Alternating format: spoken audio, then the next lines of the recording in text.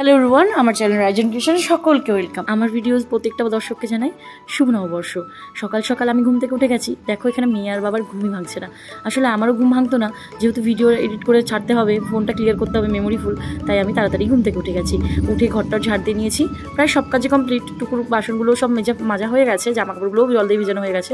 এবার শুধু এরা উঠলেই আমি বিছানাটা গুছিয়ে টুকুকে খাওয়াবো। গতকাল এখানে মেলা ছিল, মেলাতে গেছিলাম সাজুগুজু করে, সেই কাজলটাই এখনও চোখের উপরে ছাপ রেখে গেছে। এখানে খেলা করছে, আমার এদিকে জিনিসপত্র অর্ধেক গোছানো হয়ে গেছে। ওর পাপা বাড়িতে নেই, ও এলে খাওয়া দাওয়া করে আমাদের বেরোনোর ইচ্ছা আছে। এখন দেখা যাবে বাবা কি করে।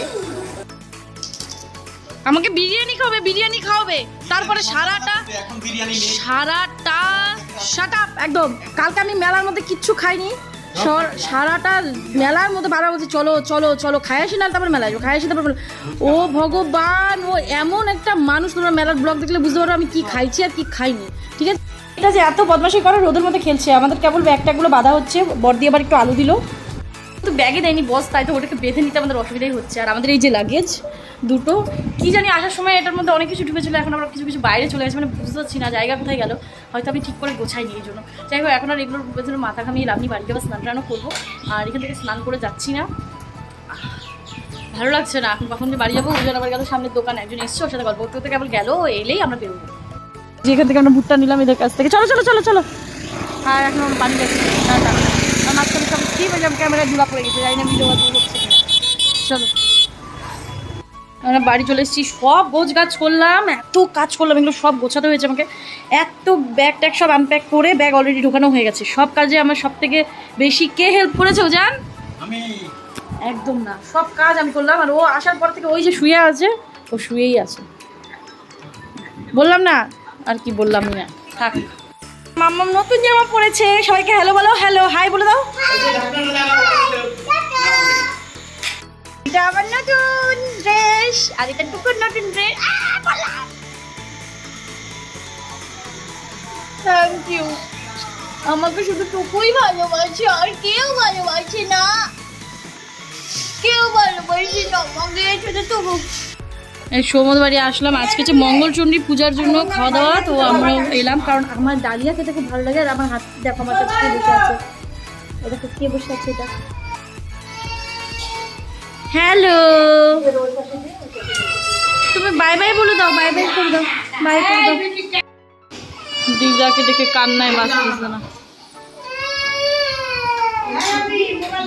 গতকাল মা ওরা রাম মন্দির গেছিল, আর আসার সময় পাঞ্জিপাড়ার ইকরচলা কালী মন্দিরের পাশে যে ফেমাস বন্দিয়া পায় সেটা নিয়ে এসেছিল, তো ওটা আমি খাচ্ছিলাম মজা করে। গুড় দিয়ে চা বানাবো, কারণ চিনি দিয়ে চা খায় না, এই গুড়টা দিল, এটা দিয়ে চা বানাবো। আদা খেতে পারছি না, বললাম লেমন টি খাও। দেখো খুঁজে দেখো কোথায় আছে, দেখো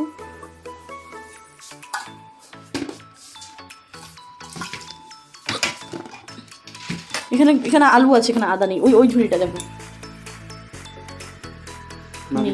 পয়লা বৈশাখের দিন সবাই ভালো মন্দ খাচ্ছে, আর আমরা এখন আদা খাচ্ছি। এটার মধ্যে আমার খাওয়ার জানো, আমার সেও ভাজি আর বুন্দি আয়োজন। যাচ্ছে মাকে জিজ্ঞাসা করে আসেন।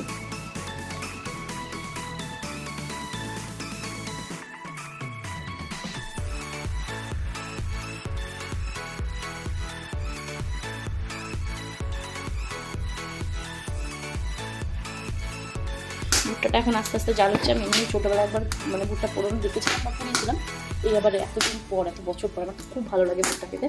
কার কার ভালো লাগে অবশ্যই জানাবে। হ্যাঁ, একদম কচি তো দারুণ লাগবে খেতে।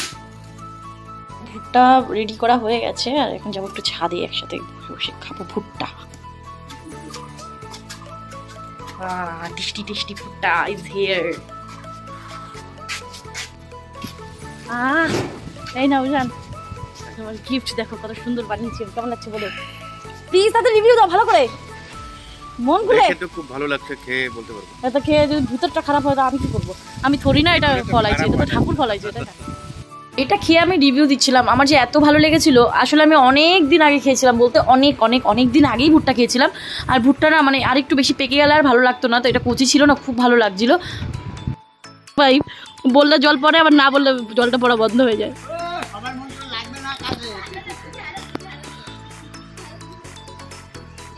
আরো নিচু করো, বল পানি আজা। আর বলো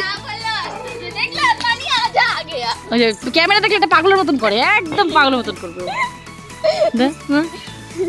ভালো করে চ্যানেলের পিছনে টাইম দাও। তাহলে মিষ্টুর এই ব্যাপারে কি বলার কথা? আমি তো কিছু এক্সপার্ট। আমার দাঁতে এখনো এগুলো লেগে আছে, আমি কি করবো? এই গাছটাকে দেখো পুরো এরকম এরকম করে, এরকম যায় একবার, এরকম যায় একবার, এরকম যায় একবার।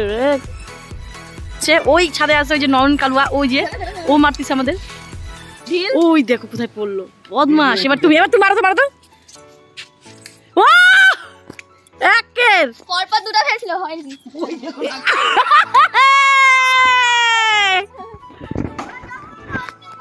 মারো না, মারো না, মার না।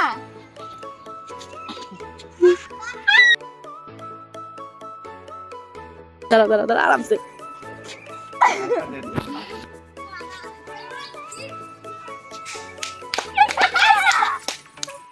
জুম কর, আরো জুম করো, ওকে দেখা, ওকে দেখা।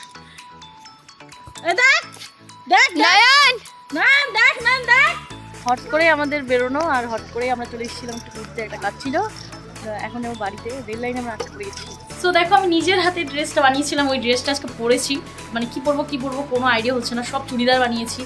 আর ড্রেস যেগুলো অর্ডার করা সেগুলো আসেনি, কারণ এটা নতুন আছে, এটা পরি। এটা কেমন লাগছে সবাই জানি। আমার এরকম কলারওয়ালা, এরকম সব স্লিভসের অর্গেনজার ড্রেস পরার খুব ইচ্ছা ছিল, খুব লং না, ঘের না। তো এটা এরকম কুর্তি টাইপের বানিয়েছি আমি। কেমন হয়েছে সবাই জানি, পরে একটা ফুল লুক শেয়ার করে দেবো।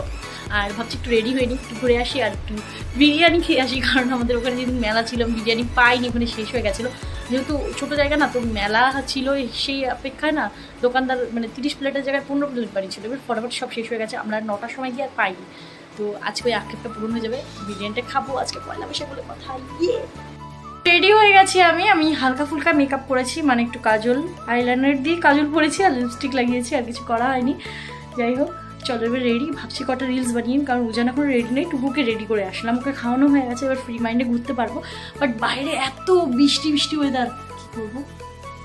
একজন হচ্ছে বারবার বলছে যে নতুন শার্টটা পরো, হোয়াইট শার্টটা, এদিকে পাপা বদমাশি করে যাচ্ছে, কি করবা? দেখছো আমার ফোনটা কত বাজে। বলো না, আমি ফোনটা চার্জে লাগাবো। এই করো, সারাদিন তুমি ফোন চার্জে লাগা রাখো।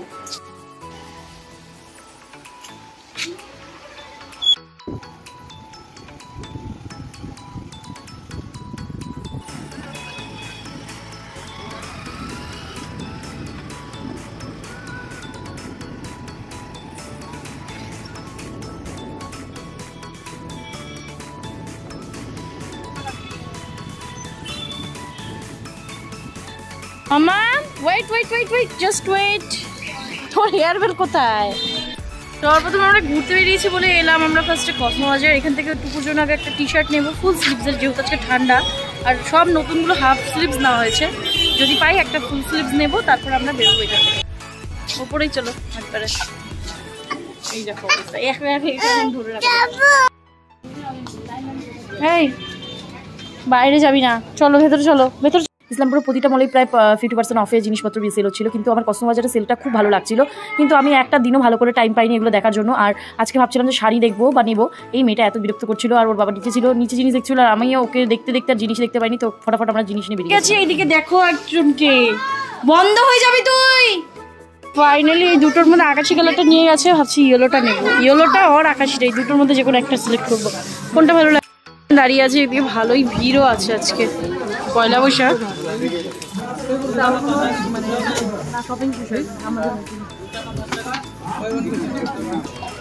শুভ নববর্ষ।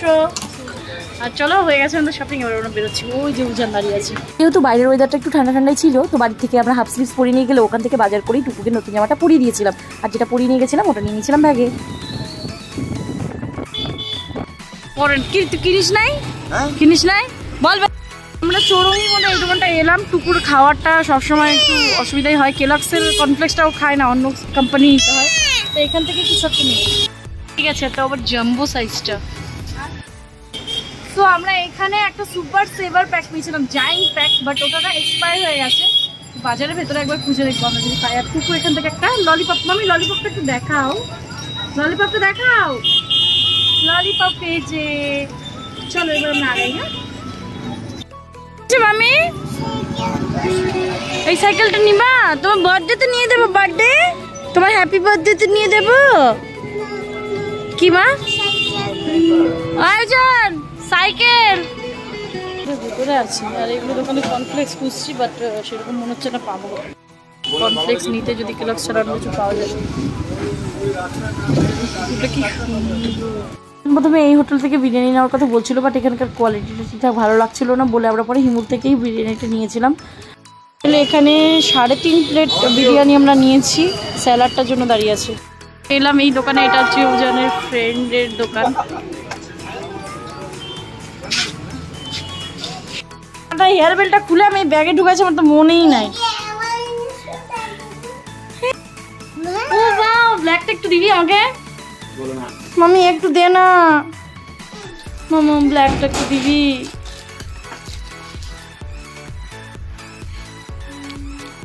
দুজনেই খাচ্ছে রে।